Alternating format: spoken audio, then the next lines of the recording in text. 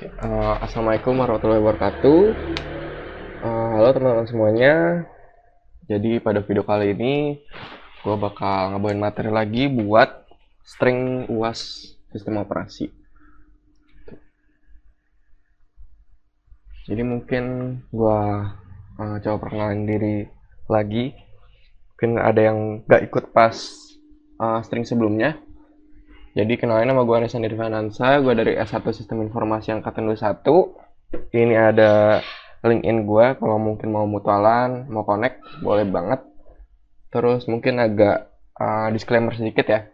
Jadi mungkin memang gue Angkatan 21 gitu, tapi bukan berarti juga kalau ilmu gue lebih banyak gitu dari kalian. Bisa jadi ilmu kalian lebih banyak daripada gue gitu. Cuman mungkin kalau untuk mata kuliah sistem informasi, mata kuliah sistem operasi ini mungkin gue dapatnya lebih dahulu aja. Jadi mungkin gue bisa share-share materi sedikit sama share-share ilmu gue sedikit yang udah gue dapetin sebelumnya. Oke. Jadi mungkin sorry kalau banyak banget kekurangannya. Kita next saja. Oke, jadi untuk materi UAS kali ini sebenarnya kurang lebih sama sih kayak yang kemarin gitu. Kita coba ngulang-ngulang lagi aja karena berdasarkan Q&A yang dikasih, berdasarkan form yang dikasih tuh masih banyak yang pengen nanya soal penjadwalan proses gitu. Nah, terus ada tambahan sedikit tentang manajemen memori karena itu ada salah satu soal yang ada hitung-hitungannya gitu. Jadi mungkin menurut gua itu salah satu materi yang cukup penting lah kalau untuk dibawa di stream kali ini. Nah, jadi ntar ini ada pengenalan sistem operasi, struktur sistem operasi, terus penjadwalan proses, sama manajemen memori. Nah, tiga itu yang pengenalan sistem operasi, struktur sistem operasi, sama penjadwalan proses itu udah dibawain sebelumnya. Jadi mungkin nanti bisa sambil dicek-cek juga dan dibandingin juga sama penjelasan gue di string yang sebelumnya gitu. Oke. Nah, jadi kita masuk ke pengenalan sistem operasi. Nah, sebenarnya sistem operasi ini apa sih? Nah, sistem operasi ini merupakan perangkat lunak fundamental yang berperan sebagai penghubung antara pengguna, perangkat lunak, dan perangkat keras komputer. Nah, sistem operasi ini bertindak sebagai platform yang memungkinkan pengguna untuk berinteraksi dengan komputer, mengelola sumber daya, dan menjalankan berbagai program. Nah, jadi sistem operasi ini ibaratnya yang ngatur jalannya komputer kalian, yang hubungin antara kalian, perangkat lunak, sama perangkat kerasnya gitu. Oke. Nah, terus apa sih fungsi utama dari sistem operasi itu? Yang pertama, fungsi utamanya itu manajemen memori, yaitu mengalokasikan dan mengelola memori yang tersedia untuk program dan proses yang berjalan. Nah, jadi kalau mungkin kalian sering memakai laptop ya, nah terus kalau sistem operasi ini yang otomatis mengalokasikan sama mengelola memori kalian gitu. Jadi kalian ketika nge-run program misalkan itu langsung dialokasikan sama sistem operasinya kayak resource segini, memori yang digunakan untuk aplikasi ini sekian sampai sekian range-nya gitu. Jadi secara otomatis gitu sama sistem operasinya. Yang kedua, manajemen proses ini menjalankan, menghentikan, dan menjadwalkan proses yang berjalan di komputer. Nah, jadi ada banyak sih proses-proses yang ada di komputer atau di laptop kalian gitu. Nggak cuma ketika kalian ngeran program atau kalian buka VS Code atau kalian buka aplikasi-aplikasi lainnya. Tapi ketika kalian nyalain laptop aja atau nyalain komputer aja itu sebenarnya udah banyak proses-proses yang udah dijadwalin gitu. Jadi misalkan kalian udah nyalain komputer nih, itu ada proses-proses yang memang langsung dijalanin sama sistem operasinya gitu.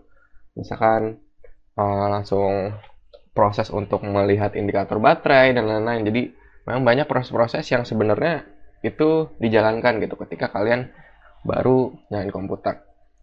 Nah, selanjutnya manajemen file. Manajemen file yang di sini dimaksud adalah menyediakan layanan untuk mengolah file dan directory pada disk gitu. Nah, jadi nggak cuma proses dan memori, tapi sistem operasi juga memanage file. Lalu yang berikutnya ada manajemen perangkat.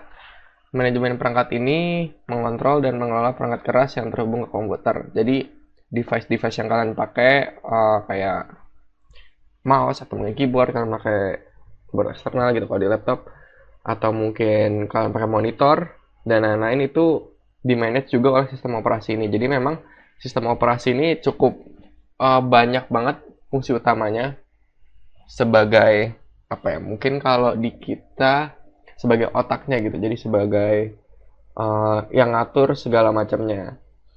Oke, selanjutnya ada juga keamanan. Nah, selain tadi fungsi-fungsi manajemen tadi ada 4, memori, proses, file, dan perangkat. Ini juga ada fungsi keamanan, yaitu melindungi sistem dari akses yang tidak sah dan juga dari serangan malware gitu.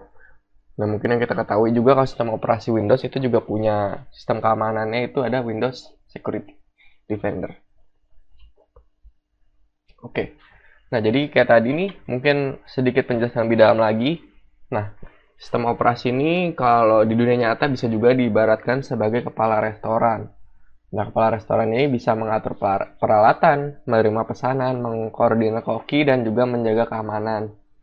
Nah, contohnya dalam konteks mengatur peralatan di sini, misalkan kalau kepala restoran ya, dia ini mastiin semua peralatan restoran, atau kalau dalam konteks komputer itu memori, CPU, penyimpanan, dan lain-lain ini dipakai dengan baik oleh para koki atau program gitu, yang sedang memasak, yang sedang menjalankan tugasnya gitu.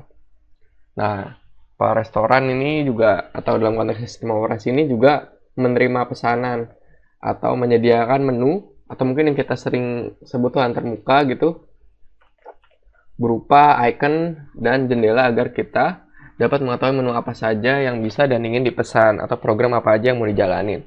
Nah, itu juga diatur oleh sistem operasi.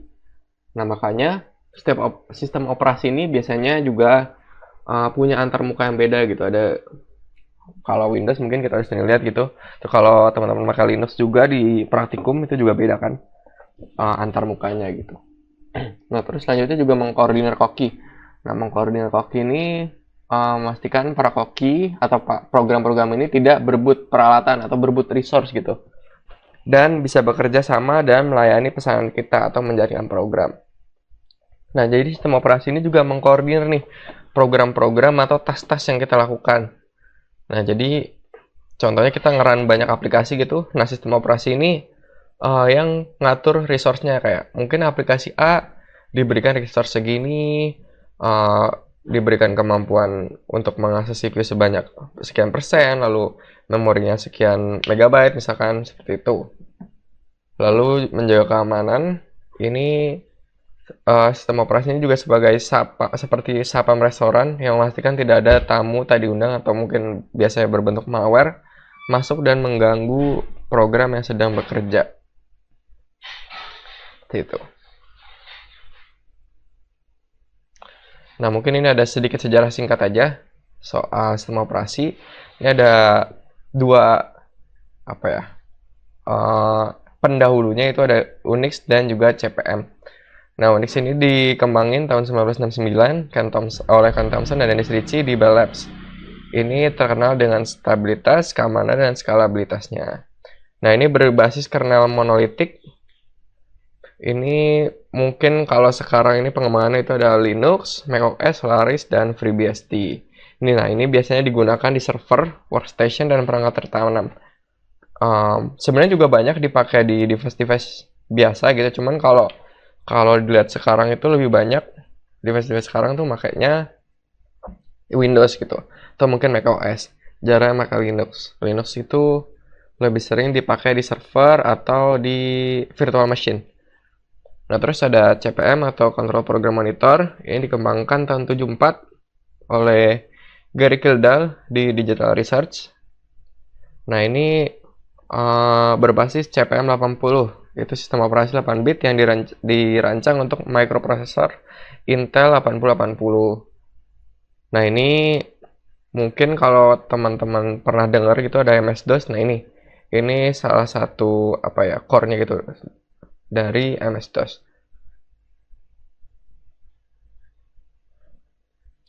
Oke, nah ini ada contoh sistem operasi. Itu ada mungkin yang di atas ini untuk device komputer atau laptop itu ada Windows, macOS dan Linux. Nah, Windows ini dari Microsoft, macOS ini dari Apple, dan Linux ini sistem operasi yang open source. Tuh, terus yang di bawah ini ada yang sistem operasi untuk device-device mobile, yaitu Android sama iOS. Android itu dari Google dan iOS dari Apple. Tuh.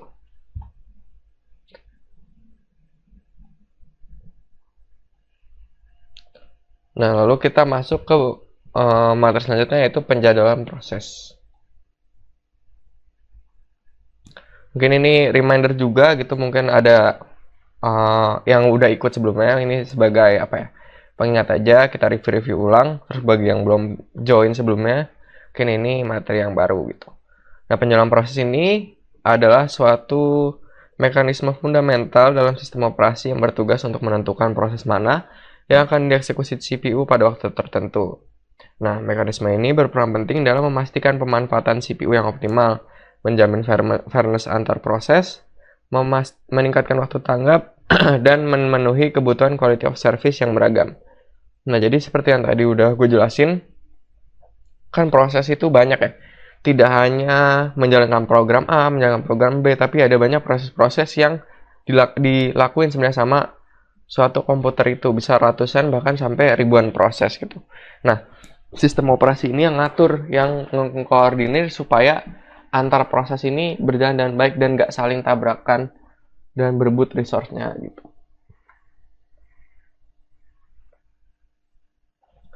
Nah, ini ada tujuan dari penjadwalan proses. Itu ada optimalisasi pemanfaatan CPU, menjamin fairness, meningkatkan waktu tanggap, dan memenuhi kebutuhan quality of service.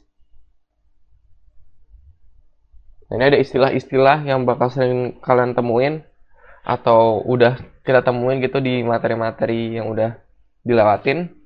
Itu ada arrival time, itu waktu kedatangan proses. Terus ada burst time, itu waktu yang dibutuhkan untuk menyelesaikan proses. Dan waiting time, itu waktu tunggu dari proses. Terus yang terakhir ada turnaround time, yaitu waktu keseluruhan untuk menyelesaikan proses. Oke, terus tadi setelah kita tahu istilah-istilahnya, juga ada nih algoritma yang harus kita tahu di penjadwalan proses. Nah, terdapat beberapa algoritma penjadwalan untuk menentukan proses mana akan dieksekusi pada CPU, yaitu ada first come first serve, lalu ada shortest job first, priority scheduling, round robin, dan multi-level queue scheduling. Tuh. Cuman yang sering dibahas itu biasanya nomor 1, 2, 3, dan 4 gitu. Cuman biasanya yang paling sering itu 1, 2 sih. FCFS sama SJF gitu. Nah, kita ke algoritma yang pertama, yaitu first come first serve. Ini sama kayak queue gitu. Kalau mungkin sebelum udah belajar queue gitu, jadi ini berdasarkan urutan gitu. Siapa yang datang duluan, itu bakal dilayani terlebih dahulu gitu. Contohnya di soal ini ada mereka nih 0 arrival time, dan urut ini bukan order ya, order. Jadi urutannya itu P1, P2, baru P3 gitu. Jadi despite apapun duration, berapapun durationnya, mau P1 lama atau mungkin P3 lebih lama, itu tetap siapa yang datang duluan yang akan dilayani duluan gitu. Contoh kalau tadi kita ngomongin restoran atau mungkin toko makanan, siapa yang pesan duluan bakal dilayani duluan. Despite dia pesannya berapa atau mungkin dia pesannya porsi seberapa, itu bakal tetap dilayani duluan gitu.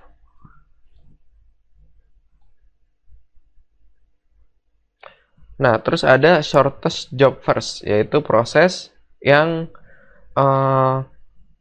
dikerjain itu yang waktu eksekusi terpendek, itu dilayani terlebih dahulu.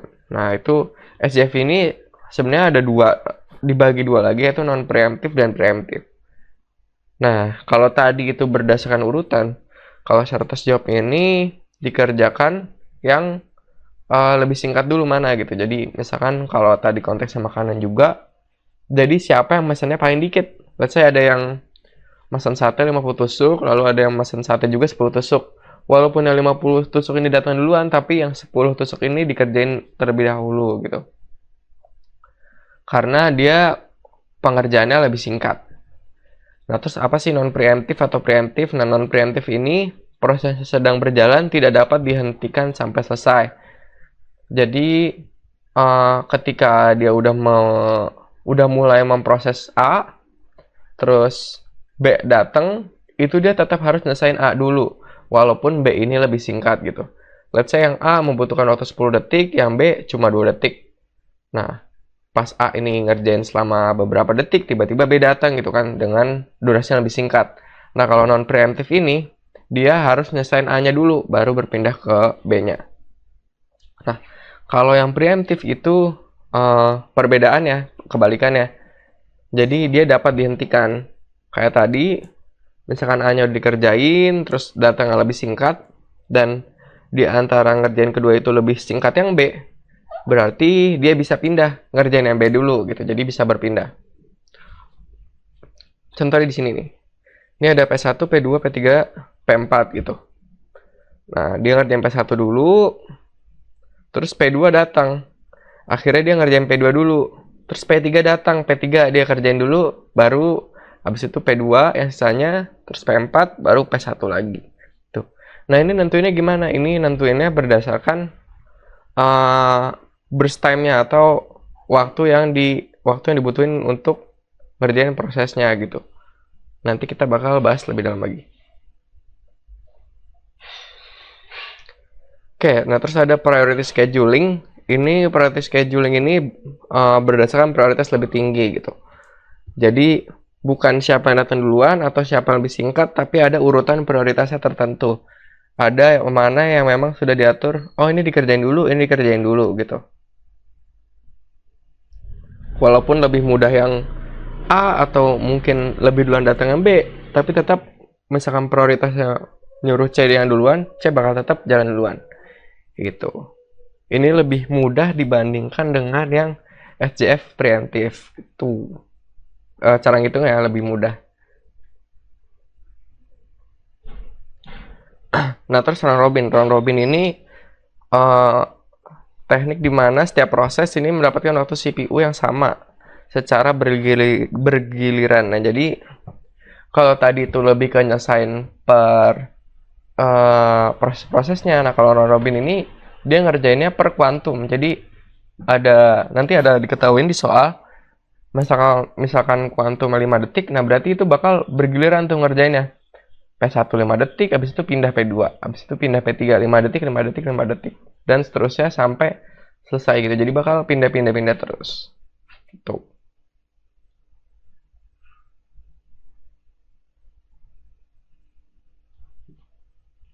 Nah, ini ada multi-level queue scheduling. Ini membagi proses ke dalam beberapa antrian dengan prioritas yang berbeda. Nah, ini biasanya jarang sih soalnya, cuman kalau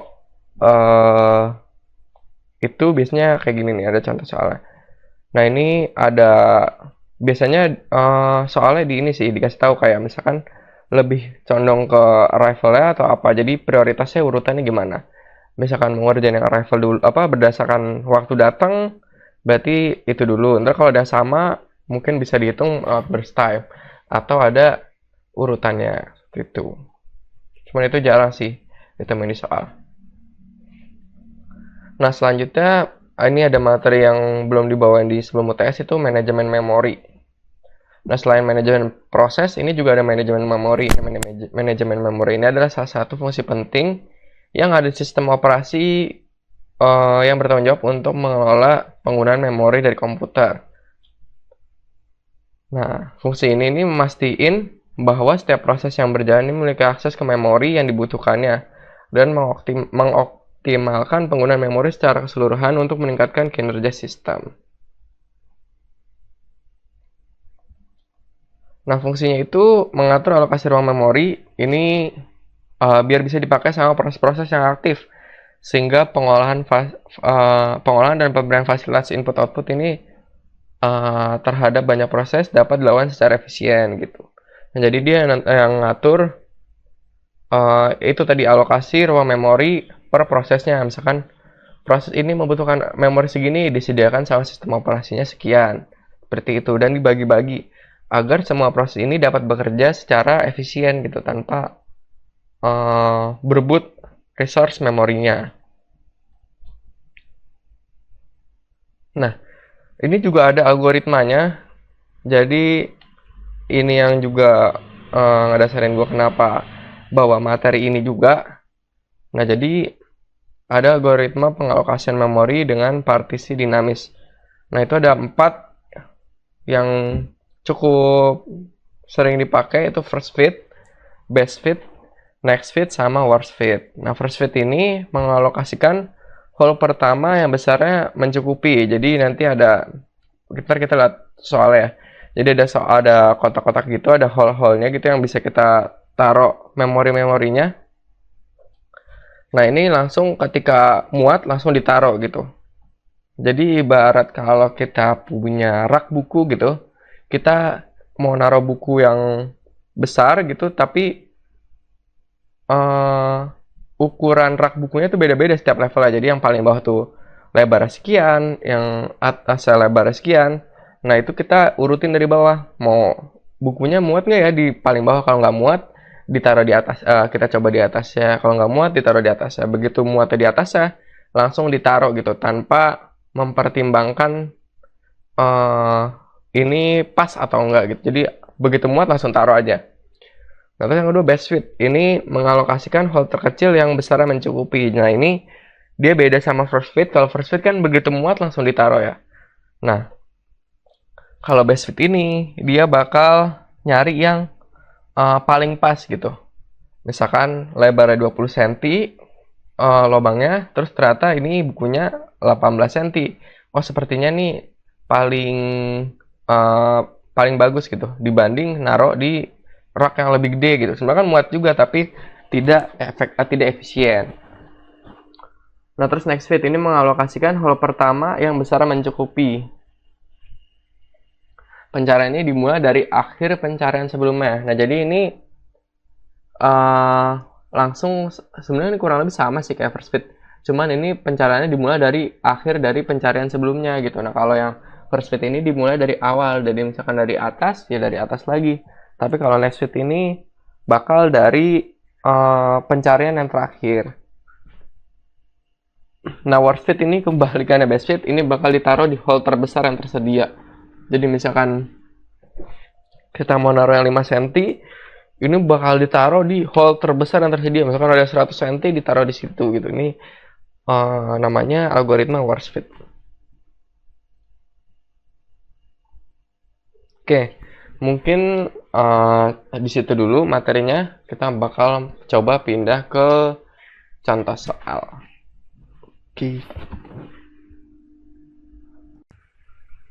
Oke, mungkin kita sekarang coba untuk latihannya.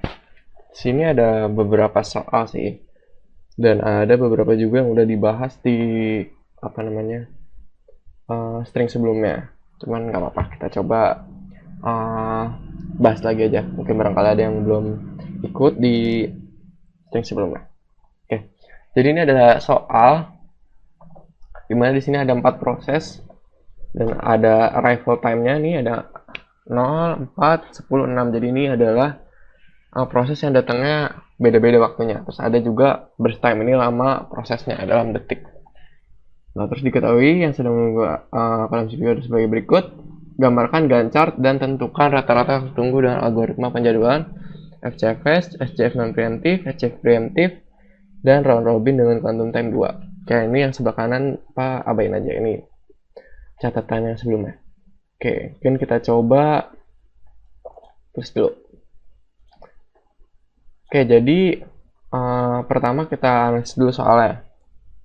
Di sini ada arrival time-nya, karena ini FCFS, itu berarti first come, first serve. Jadi mana datang duluan, bakal di serve duluan. Oke, berarti kalau kita langsung ke sini, ke arrival time. Mana yang datang duluan. Kalau ini 0 berarti di detik 0 udah datang, terus ini 4 di detik 4, ini detik 10, dan ini detik 6. Nah, berarti kalau di sini bisa kita tulis urutannya itu P1, habis itu P2, itu P4, baru P3. Tuh, jadi urutannya P1, P2, P4, P3. Nah, kalau udah gini, berarti kita tinggal gambarin Gantt chart-nya. Jadi FCFS tuh cenderung lebih simpel ya, lebih mudah gitu. Oke, jadi pertama karena P1 berarti kita gambar dulu P1. Dia arrival 0 selama 8 detik. Berarti 0, 8, seperti gini. Kira-kira ya. Set. Berarti ini untuk P1 selama 8 detik. Setelah itu P2. P2 itu datang di detik keempat, berarti dia kalau kita gambarin kira-kira datangnya di sini. Sini udah datang P2. Terus dia selama 6 detik. Berarti di sini dari P1 selesai dia langsung P2 selama 6 detik. Berarti 8 ditambah 6 14. Dari sini P2. Habis P2, P4. P4 itu datangnya di detik ke-6, berarti kira-kira di sini udah datang. Terus dia selama 4 detik. Berarti di sini. 14 ditambah 4. Ini P4. Baru yang terakhir P3. Itu dia datang detik 10. Berarti sebenarnya kalau digambarin dia kira-kira datang di sini. Dan dia selama 2 detik. Berarti sini. 20. Tipe 3. Nah, udah. Karena ini biasanya yang ditanya itu waktu tunggu rata-rata, mungkin di sini nggak kelihatan ya. Disuruh gambarin proses. Kalau gambar proses ini, nah terus ini juga rata-rata waktu tunggu. Rata-rata waktu tunggu itu berarti waktu tunggu dari setiap prosesnya, dari setiap proses yang ini, terus dibagi jumlahnya. Karena ini ada 4, berarti dibagi 4. Nah, pertama P1. P1 karena udah datang di detik ke-0, berarti dia nggak nunggu sama sekali karena langsung dijalankan. Gitu. Jadi waktu tunggu itu sejak dia datang dia harus nunggu berapa detik untuk mulai diproses gitu. Nah, karena dia datang detik ke-0 berarti dia langsung diproses sehingga waktu tunggunya dia 0. Tuh. Lalu P2. P2 ini datang ke 4, berarti di sini 4. Dia baru dilaksanakan di detik ke-8. Dari 4 ke 8. Berarti dia nunggu selama 4 detik. Berarti waktu tunggunya P2 4. Terus kita lanjut ke P4. P4 ini datang di detik ke-6 di sini. Ini baru datang. P4 dia dilaksanakan di detik 14.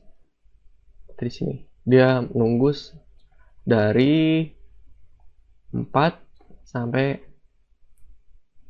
berapa sih 4? Oh, 4. 6 dari 6 ke 14. Berarti ini selama 8 detik. Berarti terus 8 detik salah. Nah, terus lanjutnya yang selanjutnya itu P3. P3 ini berarti datang di detik ke-10. Detik ke-10 itu berarti kira-kira kalau digambarin ada di sini. Dia baru dikerjain detik ke-18. Dari 10 ke 18. Berarti dia nunggu selama 8 detik. Berarti tinggal di terus ini 8 detik. Terus ngitung waktu tunggu rata-rata gimana? Berarti tinggal dijumlah aja. 8 ditambah 8 ditambah 4 ditambah 0. Jadinya 20 dibagi 4 berarti 5. Berarti waktu tunggu rata-rata untuk antrian ini dengan metode FCPS adalah 5. Tuh. Oke, selanjutnya ini SJF non-preemptive. SJF non-preemptive ini berarti mana yang burst time-nya lebih singkat dan dia udah ready untuk dieksekusi, dia bakal dijalankan gitu. Nah, berarti walaupun kita shortest job first, ini kita nggak bisa langsung ngecek ke burst time-nya gitu. Nggak bisa kayak, kita lihat burst time, ini 2, berarti langsung P3. Nggak bisa juga, karena kita harus lihat arrival time-nya. Dia ready di detik keberapa. Contohnya kayak ini kan P3 ya. P3 mungkin memang paling singkat. Cuman dia di sini baru datangnya di detik ke-10. Jadi waktu awal kayak gini, dia belum datang gitu. Belum siap dikerjakan. Berarti kita tetap cek dulu arrival time-nya. Mana yang pertama-tama siap untuk dikerjakan. Kalau ada 2 atau lebih, baru kita bandingkan burst time-nya. kita bandingkan waktu pengerjaannya. Nah, karena ini arrival time yang itu 0 cuma P1, berarti kita tetap ngerjain P1 duluan. Kita lihat yang warna merah aja ya. P1. P1 itu mulai dari 0 sampai 8. Karena 8 dari sini. Oke. Nah, begitu 8 udah selesai, kalau SJF itu kita harus cek di detik ke-8 ini yang ready ada apa aja. Jadi, yang siap dikerjakan lagi ada apa aja. Berarti kalau di detik ke-8, yang ready adalah yang datang di detik ke-4 dan detik ke-6. Berarti ready adalah P2 dan P4. P2, P4 ready. Ready di sini. Nah, setelah itu, karena ini shortest job first, baru dibandingkan mana yang lebih singkat antara P2 dan P4. Karena P4, berarti P4-nya dikerjakan terlebih dahulu. P4. P4 itu selama 4 detik. Berarti 12. Tuh. Nah, begitu di sini, udah berubah lagi yang ready. Bukan cuma P2 aja, tapi ada P2 dan P3 karena P3 datang di 10. Berarti di 9 di sini udah datang. Setelah P4 selesai berarti yang ready ada P2 dan P3. Dari P2 dan P3 ini kita lihat lagi mana yang paling singkat. Karena P3 berarti P3 dikerjakan terlebih dahulu. P3 P3 2 berarti ini 14. Baru setelah itu karena sisa 1 berarti ini P2 20. Tuh. Nah, terus gimana cara ngitung waktu tunggu rata-ratanya? Nah, ngitung waktu tunggu rata-ratanya itu sama juga kayak yang sebelumnya. Berarti kalau untuk P1 ini 0. Karena dia udah datang di 0 dan langsung dikerjakan. Berarti dia 0. Lalu selanjutnya kita lihat di gancarnya aja P4. P4 ini datangnya di detik ke-6 dan dikerjakan, dia mulai dikerjakan di 8. Berarti dia menunggu waktu dari 6 ke 8 itu berarti 2 detik. Berarti P4 membutuhkan waktu 2 detik. Lalu selanjutnya P3. P3 datang di detik ke-10 dan dikerjakannya baru di detik 12. Berarti dia nunggu selama 2 detik. Berarti P3 2. Nah, P2 dia udah datang dari detik ke-4 dari sini. Dia baru dikerjakan di 14. Berarti dia harus nunggu selama 10 detik. Berarti waktu tunggu P2 10 detik. Tuh. Nah, setelah itu kita hitung waktu tunggu rata-ratanya, berarti dijumlahkan semuanya waktu tunggu P1, P2, P3, P4, baru dibagi 4. Di sini dapat 14 dibagi 4, berarti 3,5. Berarti untuk yang SJF non-preemptif itu waktu tunggu rata-ratanya sebesar 3,5 detik. Nah, lalu ini ada SJF preemptif. Ini kurang lebih metode sama kayak yang non-preemptif, tapi yang membedakan adalah dia bisa berpindah-pindah dari proses satu ke proses lain di tengah-tengah gitu. Jadi misalkan P1 belum selesai, ada P2, nah ini langsung dibandingkan. P2 sama P1 ini lebih baik kita lanjut P1 atau mungkin kita bisa beralih ke P2. Nah, itu menentukan perpindahannya tergantung dari sisa burst time-nya. Gitu. Oke, mungkin kita coba seperti biasa karena ini yang 0 itu P1 berarti 0 berarti gini. Nah, sampai mana? Sampai ada yang datang selanjutnya. Berarti sampai sini, sampai 4 dulu. Berarti ini P1 gitu. Nah, kenapa nggak sampai selesai? Karena ini preemptif. Jadi sewaktu-waktu ketika ada proses lainnya, dia bisa aja berpindah mengerjakan proses lainnya. Jadi makanya kita harus setiap ada yang datang, kita pertimbangin apakah perlu pindah atau tetap gitu. Nah, P1 telah berjalan 4 detik, berarti di sini P1-nya masih sisa 8 dikurang 4 berarti 4 detik. Sedangkan ada P2 yang datang. Ya kan di sini P2 datang dengan burst time 6 detik. Tuh. Nah, dari sini kita bandingin antara dua ini. Lebih baik mana yang lebih singkat? Karena yang lebih singkat yang P1, berarti kita lanjut lagi P1 sampai kedatangan selanjutnya. Kedatangan selanjutnya tuh 6, berarti gini, 6. Ini P1 lagi. Tuh. Nah, di sini P1-nya berarti sisa 2 detik. Terus ada P2-nya 6 detik. Sama ada P4 yang baru datang. P4 ini 4 detik. Nah, kita pertimbangin lagi apakah bisa berpindah atau apakah kita lebih baik berpindah atau tetap lanjutin yang sebelumnya. Tuh. Karena yang paling singkat masih P1, berarti dikerjain lagi P1 sampai kedatangan selanjutnya atau sampai selesai. Karena ini sisa 2 detik ya, dan datangnya 10, berarti kita sampai selesai aja. 10. Ini berarti masih P1. Oh, sorry. Nah, berarti sisa P2, 6 detik. Kok 6, 8.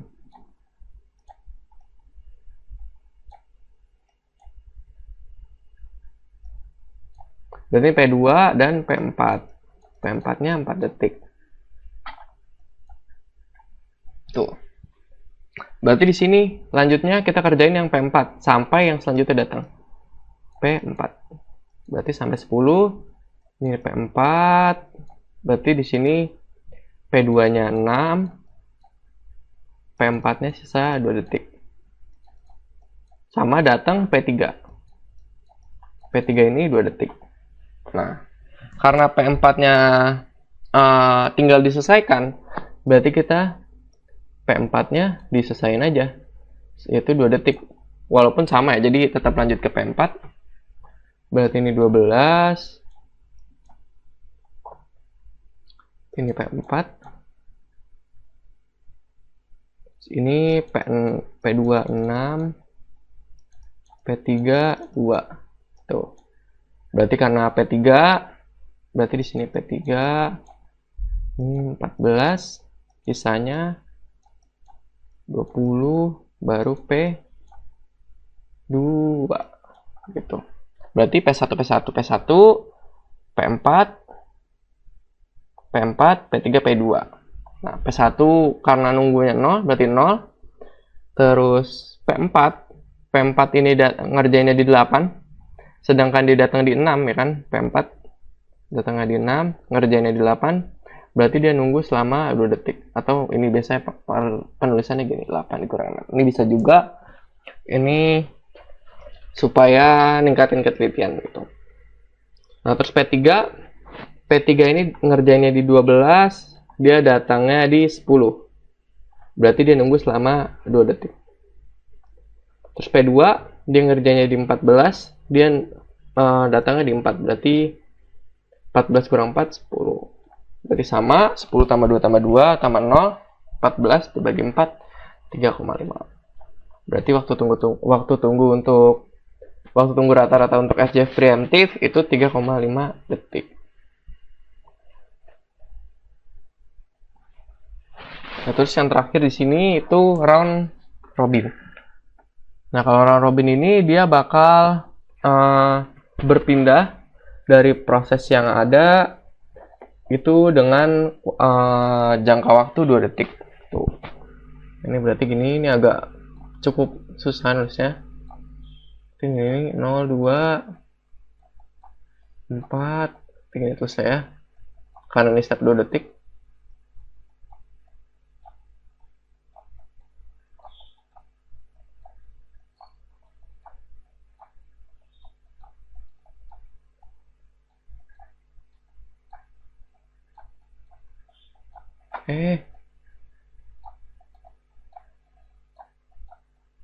Oke. Nah, jadi gimana? Itu tetap dimulai dari yang tersedia, berarti P1. Terus habis itu P1, habis itu karena belum ada lagi berarti P1 lagi. Terus habis itu karena udah ada nih, berarti bisa pindah ke P2. Terus P1 lagi. Karena ini udah ada P4 ya, berarti bisa ke P4. Habis itu P1, P2, dan seterusnya sampai habis gitu.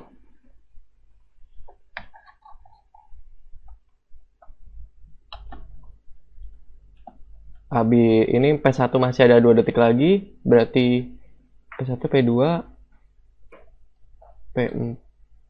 P3 udah deh, P3, P4, P1,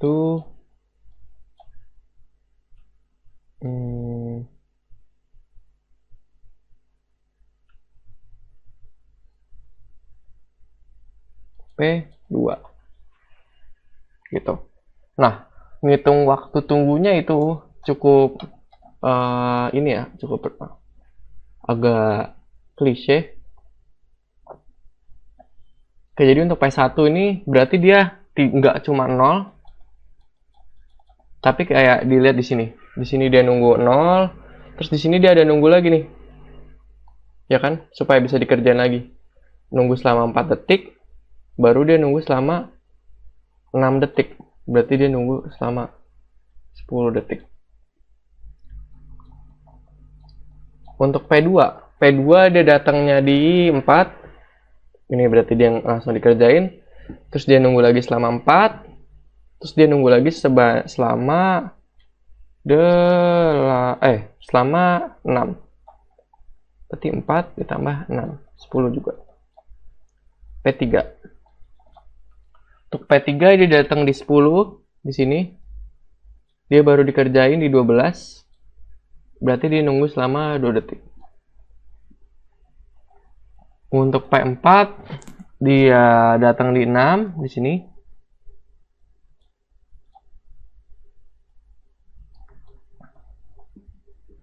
Terus dia baru langsung dikerjain, dan sini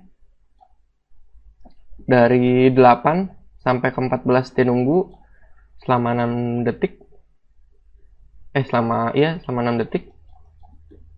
Habis itu udah. Dia langsung berarti di sini 6. Berarti 10 tambah 10 tambah 2 tambah 6 berarti 37 dibagi 4. Seperti itu.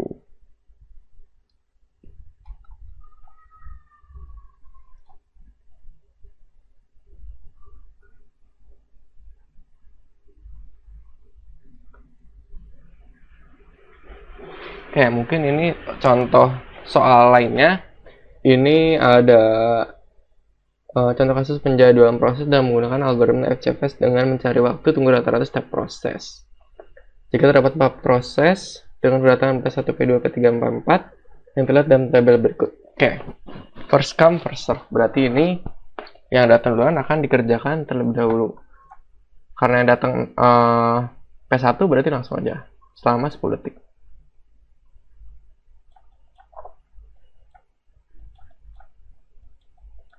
Habis itu berarti yang datang selanjutnya P2 selama 9 detik.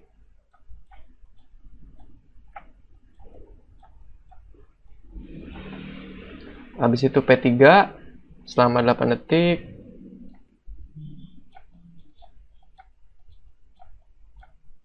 Itu P4 selama 12. Oke. Terus ngitung waktu tunggunya. Gini aja deh.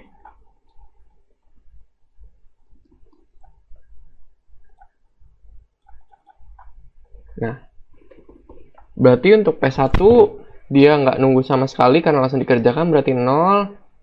P2 dia dikerjakan di detik 10, datangnya 2, berarti dia 10 kurang 2 atau 8.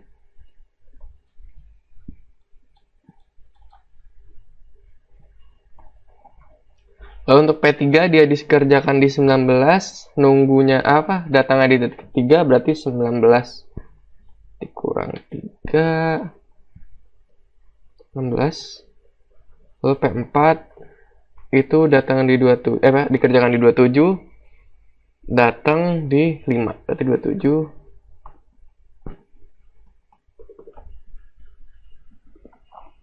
Oke, berarti 46 dibagi 4 atau 2, berarti 12 11,5 tuh.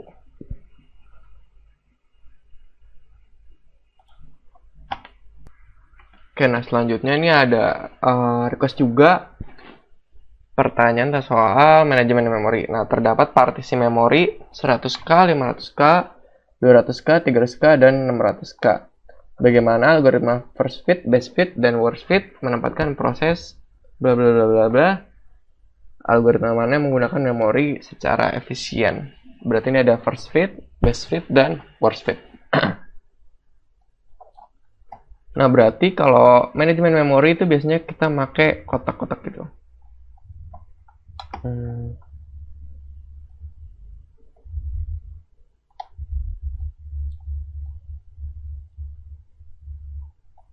Semoga muat ya. Nah, ini ada 100K. Berarti misalkan di sini. Terus ada 500K. 200K, 300K, dan 600K.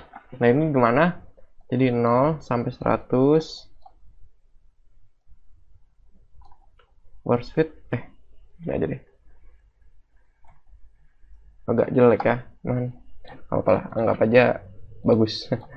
Nah, ini ada first fit,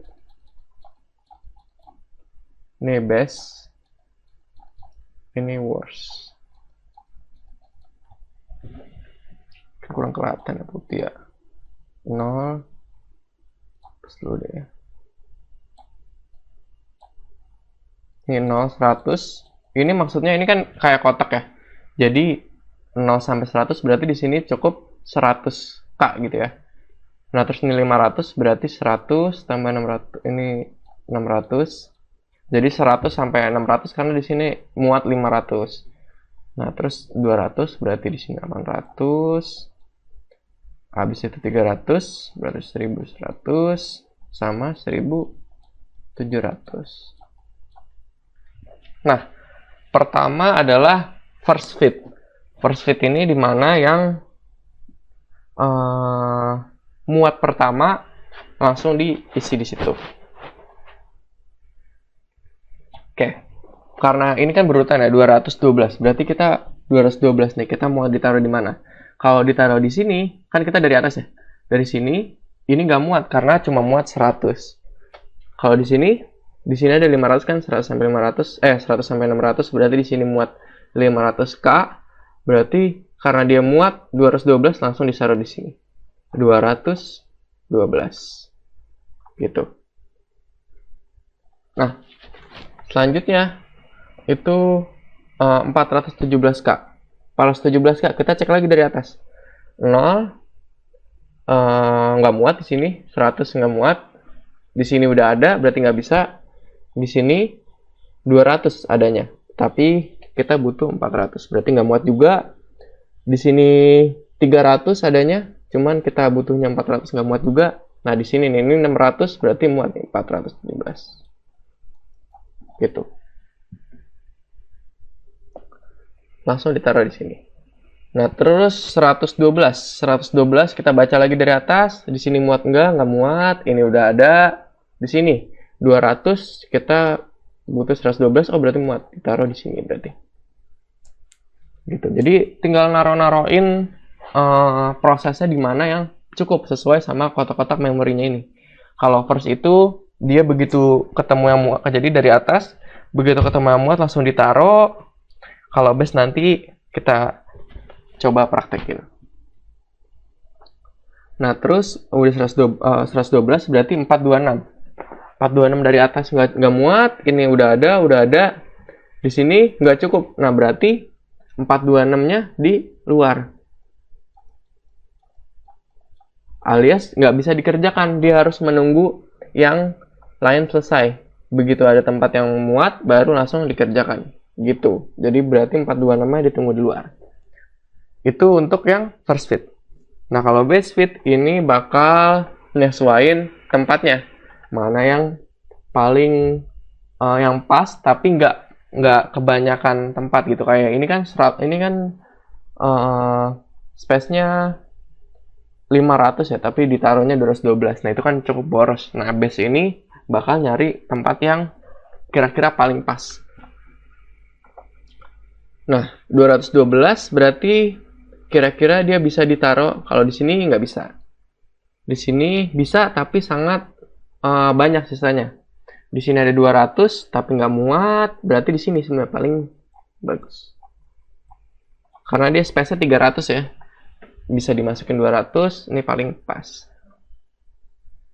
Terus 417 berarti dia bakal ditaruh di yang 500 nih, yang di sini. 417. Di sini bisa, cuman kan ini best fit ya. Jadi dia naroknya di tempat yang paling kecil gitu, yang muat dan yang paling kecil. Terus 112 berarti bisa di sini. Terus 426 berarti di sini. Nah, berarti untuk best fit ini semuanya bisa masuk, nggak ada yang menunggu di luar. Nah, kalau best fit ini cari yang muat terus yang paling kecil. Kalau worst fit ini cari yang muat dan ditaruh di yang paling besar. Tuh. 212 berarti dia bisa muat di semua tempat, di banyak tempat, cuman dia ditaruh di yang paling besar, taruh sini. 417 dia berarti muat ditaruh di sini. Terus 112 bakal ditaruh di sini. Ya kan ya 112. Terus 426 nggak muat berarti dia di luar. Nah, dari 3 algoritma ini berarti yang paling menggunakan memori secara efisien adalah base. Gitu. Karena dia semuanya berhasil dimasukkan ke dalam partisi-partisi memori, sedangkan kalau first dan worst ini dia ada yang di luar. Kayak gitu. Selanjutnya ada bagian yang terakhir yaitu Q&A. Ini berasal dari form yang udah teman-teman isi. Oke, kita ke yang pertanyaan pertama. Gimana sih agar kita paham mengerjakan matkul sistem operasi menggunakan Ubuntu? Nah, jujur sebenarnya memang agak susah, tapi bukan susah juga ya. Lebih ke bingung kenapa, bingung penerapannya kayak apa gitu. Ini apa sih, kenapa kita harus belajar sistem operasi, kenapa kita harus pakai Linux gitu. Dan itu juga menjadi pertanyaan juga buat teman-teman gue di waktu gue ada matkul ini gitu. Dan memang ini salah satu matkul yang kalau menurut gue penting, tapi bukan yang penting sekali gitu. Jadi penting untuk kita ketahui gitu. Jadi kita harus setidaknya tahulah sebagai yang di bidang IT, kita harus tahu sistem operasi itu apa dan cara kerjanya gimana, dan setidaknya kita tahu bahwa sistem operasi itu tidak cuma Windows, tapi ada Linux yang karakteristiknya seperti itu gitu. Jadi memang kalau di zaman gue juga tidak terlalu besar ekspektasinya dari dosen ke mata kuliah ini. Jadi setidaknya kalian ikutin dan mencoba memahami materi-materi yang dibawakan gitu. Nggak harus yang Excel di bidang ini, itu nggak apa-apa gitu. Cuman kalau penerapannya sebenarnya Linux ini, kenapa sih kita harus belajar Linux? Kalau Linuxnya sendiri itu biasanya digunakan buat server gitu. Jadi kalau teman-teman tertarik ke jaringan atau server dan mungkin pengen lanjutin ke bidang tersebut, itu bisa nih belajar Linux. Karena pengalaman gue juga yang dari magang itu, servernya itu menggunakan sistem operasi Linux. Jadi bakal yang tim infra atau tim server gitu bakal banyak berkutat dengan Linux. Karena mereka berkutat sama mesin-mesin gitu. Jadi bagaimana caranya untuk mungkin setidaknya ya mengerti sedikit lah materi-materi yang udah ada di sistem operasi gitu, berusaha memahamin aja.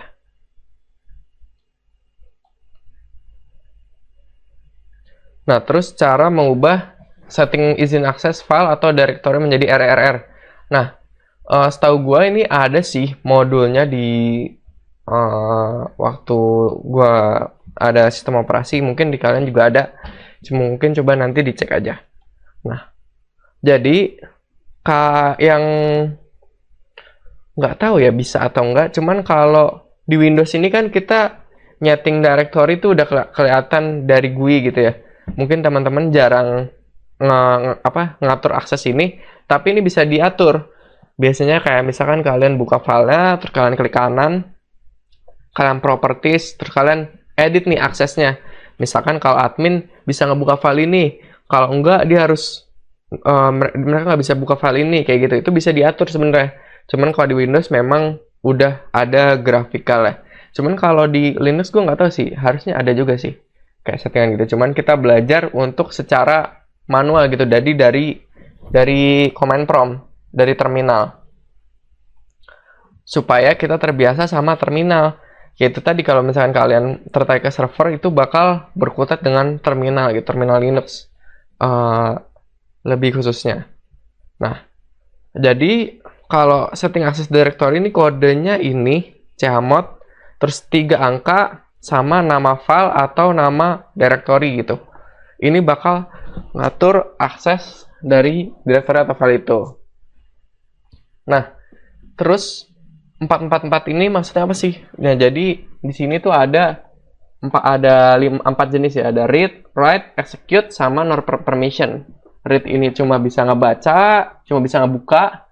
Kalau write ini cuma bisa menulis atau kalian nge-update gitu-gitu tuh bisa. Execute tuh hanya bisa menjalankan aja, kan bisa ngebuka doang tapi nggak bisa ngerubah dan lain-lain. Terus no permission ini kalian tidak bisa ngebuka file atau direktorinya. Nah, terus urutan angka ini dari pemilik, ini yang 3 digit ya, pemilik, grup, sama lainnya.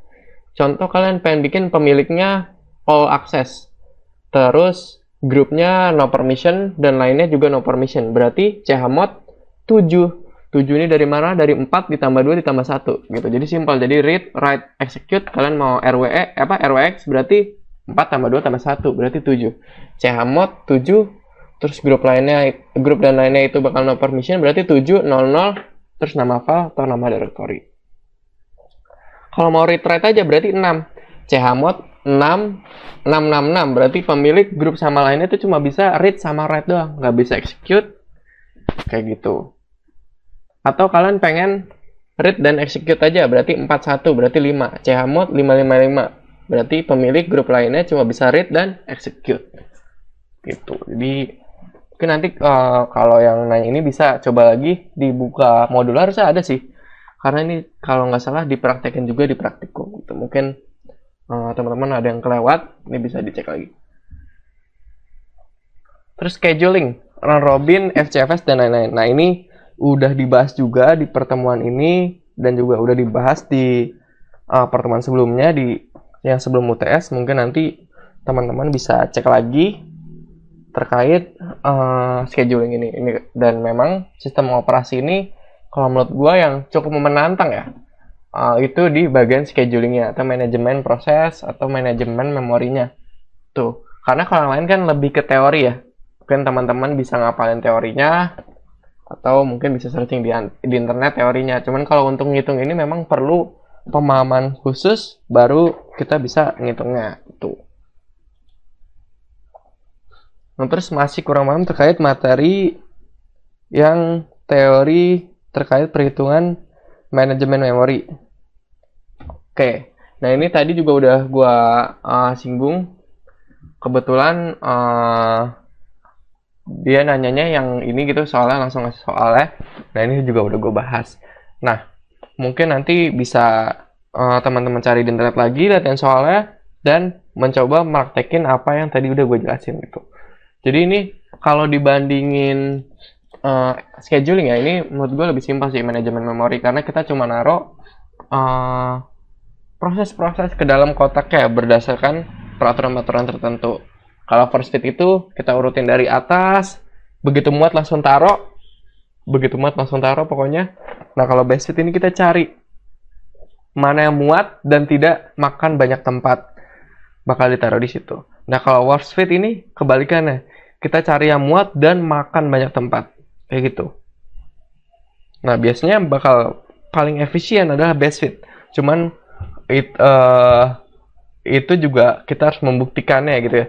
Jadi tetap harus dihitung dan digambar kayak buat tadi. Nah, mungkin sekian